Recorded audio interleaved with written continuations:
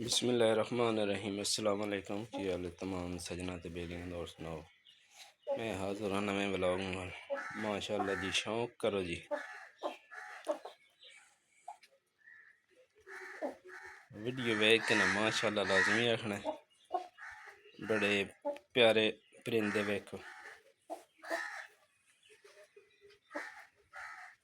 ये जी शामू मादी है।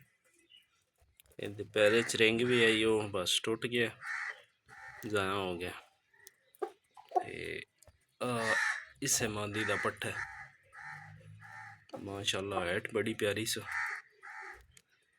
ते बापू जेड़ा इसदा चैंपियन ब्रूस ली लसानिया चो। ये शक्ल बिल्कुल अपने बापू वाली बनाई है। कद माशाअल्लाह अपना मम्मी जी वाला बनाया सा, देख सकते हो। ये मैं वखरे डके आन दे लाई ब्रीड इन्हां दी कट्ठी बनवाई है शामू ब्लड लैंड चो। माशाअल्लाह हाइट बड़ी प्यारी है जी। असल डके रहे ना इस वास्ते जेड़ा नहीं होन, सिर्फ खाने पीने वाली ध्यान है।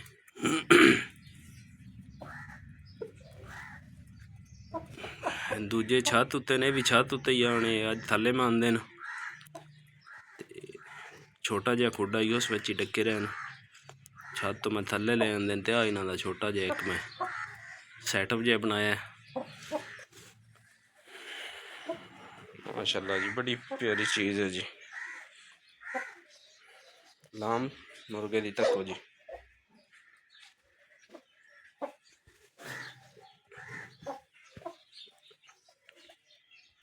बनाइए जिन्हों की सैटअप पूरा जहा।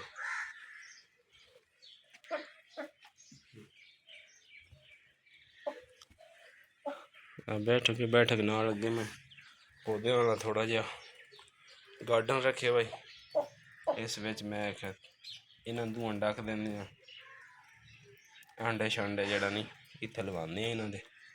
उस तो बाद इन्हों का फिर सोचां दे कि इन्होंने कित्थे ढकना है। अजे सैटअप उत्ते बनाने वाला सारा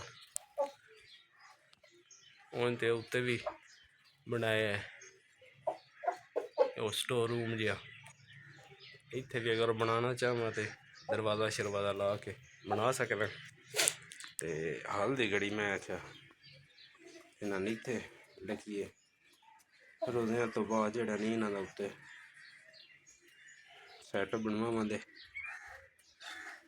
माशाअल्लाह जी माशाअल्लाह। ये दाना खा रहा है, खा के पर ढक के तो फिर मैं वीडियो लाने हैं।